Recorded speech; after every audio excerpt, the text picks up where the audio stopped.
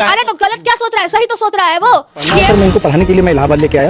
इलाहाबाद की सबसे अच्छी कोचिंग थी। मैंने वहाँ पे किसी तरह सर पिताजी के सहयोग से, भाइयों के सहयोग से कोचिंग कराया कि अगर वो अनेकों महिला के साथ सोया फिर भी तुम सोई, यानी कि अगर प्रताड़ना किया होता तो वही चपरासी कैसे उसको एसडीएम बना दिया? कैसे नहीं चल रहा? क्या वो कहेगी तभी? वो तो कह रही है, मुस्कुरा रही है। वो क्यों नहीं अभी तक बोली कि हम ऐसा नहीं किए हैं? वो क्यों, उसका प्रूफ नहीं? कैसे, अच्छा वो कैसे पाई गई रूम में दूसरे के साथ? वो कैसे होटल में पाई गई है? इसका आपके पास जवाब? क्यों एसडीएम बनाने वाला चपरासी है, मान लिया हम कि एसडीएम बनाने वाला तो चपरासी है ना, उसको आप यहाँ बनाइएगा, यहाँ रखिएगा, ना कि यहाँ रखिएगा। किसी के भरोसे को तोड़ना तुम्हारा अधिकार नहीं, ब्रीच ऑफ ट्रस्ट तुम्हारा अधिकार नहीं, किसी को जिंदगी को बर्बाद करना तुम्हारा अधिकार नहीं। करो तुम अपने जिंदगी में जितनी अय्यासियां कर सकते हो, लेकिन under IPC 497 is punishable offence जो एसडीएम की है वो लॉ के श्रेणी में भी अपराध है। अब जो आदमी इसके साथ सो रहा है, क्या लगता है वो इसको सही समझ रहा होगा क्या? आज हर तरफ से चली गई ना। हमारे साथ लॉ स्टूडेंट रूपम जी है और अभी सोशल मीडिया पे चल रहा है जिस तरीके से डीएम और एक चपरासी पति का कहानी, तो ये लॉ स्टूडेंट है, इनसे भी जानेंगे कि ये उस मुद्दे पर क्या अपना राय रखती हैं। पता है मुझे बहुत बुरा लग रहा है कि एक महिला के ऊपर रहा है। अच्छा। इसलिए मैं आक्रोशित हूँ, नहीं तो नहीं रहती। बात में हूँ फलाना ढिमकाना, पहले तो महिला हूँ ना। आप पूछ रहे हैं कि किसके सपोर्ट में हूँ? बिल्कुल आलोक के सपोर्ट में हूँ, खुल के बोल रही हूँ। अरे वो चपरासी नहीं, वो मेरे लिए समझिए एसडीएम तो वही है, क्योंकि एसडीएम बनाने वाला, ठीक है, एसडीएम बनाने वाला कौन है? वही चपरासी आलोक। लेकिन कहीं ना कहीं वो अपने मेरिट पे बनी है ना, उनको पढ़ने में तेज थी, उनको पढ़ने का मन किया। कब उसको माइंड से फ्री कौन किया? जब तक वो माइंड से फ्री नहीं रहेगी ना, कोई भी महिला नहीं आगे बढ़ पाएगी। माइंड से फ्री कौन किया? तुम आजाद रहो, तुम पढ़ो लिखो, तुम्हारा घर का काम हम कर देंगे, तुम्हारे बच्चे को संभाल देंगे, तुम पढ़ो, हम तुम्हारा पैसा भी कमा के देंगे तुम्हारी पढ़ाई के लिए। कौन दिया?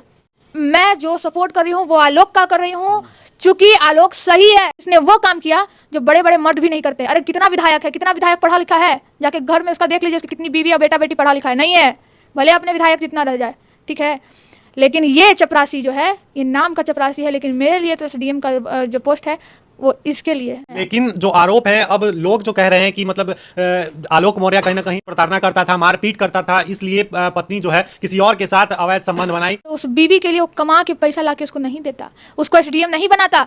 आप एसडीएम का चेहरा देख लीजिए और इसका भी चेहरा पे तो नहीं जाते हैं, लेकिन वो हंसी, वो ऑडियो सुनिए ना, वो ऑडियो का घमंड से जो बात कर रही है। लेकिन पहले प्यार था, पहले वो कमा के एसडीएम बनाता है, लेकिन एसडीएम बनने के बाद कहीं ना कहीं आलोक को लगता है कि अब ये एसडीएम बन गई है, मेरा क्या होगा, हमको पूछ नहीं रही है, हम एक चपरासी है। तो गलत क्या सोच रहा है? इसके ऑफिस में काम करता है। अरे तो गलत क्या सोच रहा है, सही तो सोच रहा है वो कि एसडीएम बन गई है तो हमको पूछ नहीं रही है। नहीं पूछ रही होगी, लेकिन उसका गलती है ना ज्योति मौर्य का कि एसडीएम बनाने वाला चपरासी है। मान लिया हम कि एसडीएम बनाने वाला तो चपरासी है ना, उसको आप यहाँ बनाइएगा, यहाँ रखिएगा, ना कि यहाँ रखिएगा। आपको रंगे हाथ पकड़ा गया, जैसा कि पिछले मीडिया ने भी बताया कि उसको रंगे हाथ पकड़ा गया है होटल में। अगर वो लड़की सही होती तो कभी कहीं ना कहीं जो इसको आलोक को जरूर मीडिया ट्रायल में गलत ठहराती कि इसको भी हम देखें। कहीं सुने हैं? कहीं बोली है? क्यों? लेकिन एक पुरुष जो है अनेकों महिलाएं के साथ जब संबंध बना सकता है, अनेकों गर्लफ्रेंड रख सकता है, अनेकों नहीं, वो रख सकता है, वो अलग मैटर है। यहाँ मैटर नहीं, यहाँ मैटर क्या है? महिला क्यों?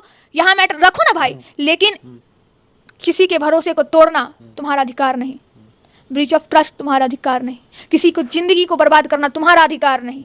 करो तुम अपने जिंदगी में जितनी अय्यासियां कर सकते हो, लेकिन किसी की जिंदगी को बर्बाद करके वो अय्यासी करना, तो वो अय्यासी नहीं, वो बर्बादी है। एक घर को महिला बसाती भी है और उजाड़ती भी है। मतलब आप लॉ स्टूडेंट होने के बाद जो है इसको इस तरीके से देख रही हैं कि मतलब अगर किसी और के साथ संबंध बनाना था। Under IPC 497 is punishable offence जो एसडीएम की है वो लॉ के श्रेणी में भी अपराध है। मतलब पहले उनको कहीं ना कहीं डाइवोर्स लेना चाहिए था, उसके बाद इस तरीके exactly? जो भी करना था। आप डाइवोर्स लेती? डाइवोर्स क्यों नहीं लिया? चपरासी है ना, डाइवोर्स लेती, लेकिन कब? वो नहीं ले सकती थी ना, क्योंकि रीजन है ना। जो आदमी इसके साथ सो रहा है, क्या लगता है वो इसको सही समझ रहा होगा क्या? आज हर तरफ से चली गई ना। या तो उसको उस पर क्या बोलूं, बहुत बड़ा सवाल उठता है, बहुत बड़ा। ये मैं नहीं उठा रही हूँ, यही सवाल खुद में एक सवाल उठा रहा है कि अगर वो अनेकों महिला के साथ सोया फिर भी तुम सोई, यानी कि पैसा का खेल तो नहीं? नहीं, कहीं लेवल का खेल तो नहीं? 12 साल जिनका शादी हुआ हो गया, जो 2 बच्चे की माँ है, वो इतना बड़ा धोखा। माँ अपनी बेटियों को समझाती है, बेटा लड़का अच्छा नहीं होता है, कहते हैं ना, माँ लोग समझाती है, नहीं रात को नहीं जाना, इधर नहीं जाना, उस लड़का से दोस्ती मत करो, उस लड़का से दोस्ती करो नहीं करो। ये माँ क्या समझाएगी? माँ तो खुद गलत है। शोषण किया गया, उसको रोकने का काम करना है, बढ़ावा देने का काम नहीं करना है। हम कुछ भी बोल देते हैं, नहीं कुछ नहीं बोलना है। लेकिन लोग तो कह रहे हैं कि रूपम जी जो है लड़की होके भी लड़की का विरोध कर रही हैं।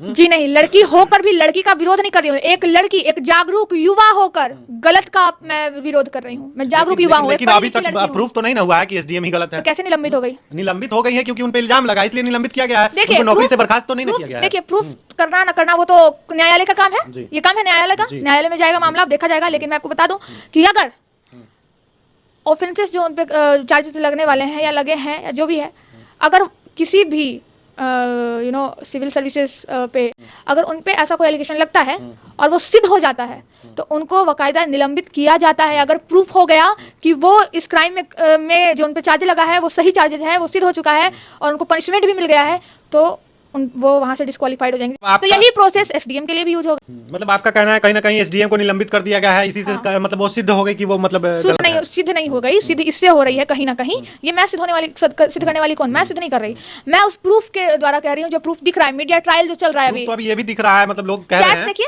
चैट देखिए, वो दिख रहा है, लेकिन प्रूफ अभी ये भी दिख रहा है, लोग कह रहे हैं, तरह तरह का वीडियो चल रहा है कि आलोक मौर्य जो है एसडीएम साहिबा के साथ मार पिटाई करता था। हो सकता है कि ये उससे लड़ाई झगड़ा होता हो, प्रताड़ना की जाती थी। अगर प्रताड़ना की जाती तो कैसे वो उसको बना दिया? बनाने नहीं, अगर प्रताड़ना किया होता तो वही चपरासी कैसे उसको एसडीएम बना दिया? कैसे वो दिखा रहा है कि देखिए बल हम एक मिनट देखिए कि हम जो है ये इसको पढ़ाए हैं, ये सर्टिफिकेट ये सारा पढ़ाई मेरे द्वारा पढ़ाया है, एसडीएम बनाया, ये सही है, लेकिन एसडीएम बनने के बाद जो है मार पिटाई कहीं ना कहीं प्रताड़ना की जाती है। आपको लगता है कि एक एसडीएम पे हाथ कोई उठा देगा और उसको पत्नी जो है, एक पति के लिए सिर्फ पत्नी है ना कि एसडीएम और एसपी है। वो पत्नी तो ऐसा नहीं मान रही है कि हम पत्नी और पति हैं, नहीं, वो मान रही है कि हम एसडीएम है और ये चपरासी है। वो तो मान ही नहीं रही है। उन्होंने तो कहीं कहा नहीं है ऐसा, नहीं ऐसा उन्होंने कहीं कहा ही नहीं है। अरे उसका ऑडियो से पता नहीं चल रहा है क्या? वो कहेगी तभी, वो तो कह रही है, मुस्कुरा रही है, वो क्यों नहीं अभी तक बोली कि हम ऐसा नहीं किए हैं? वो क्यों, उसका प्रूफ नहीं, वो कैसे, अच्छा वो कैसे पाई गई रूम में दूसरे के साथ? वो कैसे होटल में पाई गई है? इसका आपके पास जवाब? क्यों पाई गई? दूसरे के साथ सो रही है। अपना पति तुम्हारा है ना भाई, तुम्हारा बाल है, पति मार पिटाई करेगा तो फिर कोई भी महिला किसी और के डाइवोर्स ले लो, डाइवोर्स लो, कंप्लेंट फाइल करो। इतना सारा प्रोविजन है, इतना सारा लॉ है, उसके लिए फाइल की हुई है, उसके लिए फाइल की हुई है। उनका तो ऑडियो वायरल हो रहा है जिसमें कह रही है कि तुमसे हमको डाइवोर्स चाहिए, लेकिन ये अड़ा हुआ है जित पे आलोक मौर्य। आज क्यों पड़ा? पहले अगर गंजेड़ी नशेड़ी होता ना भैया, गंजेड़ी नशेड़ी अगर होता, मान लिया हो गया, तो मैं उस गंजेड़ी को भी सलाम करती हूँ क्योंकि उसने पढ़ाया, एसडीएम बना दिया। अब सोचिए, ये चपरासी की जो बात कर रहे हैं ना, मैं बार बार इस चपरासी का नाम चपरासी इसलिए ले रही हूँ क्योंकि एक घर को जो है ना या फिर किसी भी ऑफिस का सुरक्षा करने में सबसे बड़ा भाग चपरासी का होता है। लेकिन ये भी भाग है कि कहीं ना कहीं औरत को अलग जाने का कारण बनता है कि चपरासी अनपढ़ जो चपरासी है, इसको उतना समझ नहीं है, उतना पढ़ा लिखा नहीं है, जिससे एसडीएम लड़की को अपने साथ में रखकर खुश रख सके। उसको पता था कि हम ना इतना नहीं पढ़ पाएंगे, तभी तुम चपरासी, क्यों ना इस टैलेंट को हम और आगे बढ़ा दें।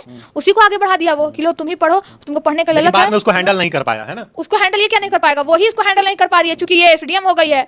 तो चपरासी के ऊपर जो है ना पलड़ा भारी पड़ गया, एसडीएम का ठप्पा। यहाँ पे लिखा गया चपरासी और उसके ऊपर लिखा गया कि हम एसडीएम है। तो पति एसडीएम, यहाँ पति पत्नी तो दूर है, छोड़िए हटाइए, यहाँ टाइटल भी देखिए, एसडीएम पत्नी ने धोखा दिया चपरासी पति को, यही हो रहा है।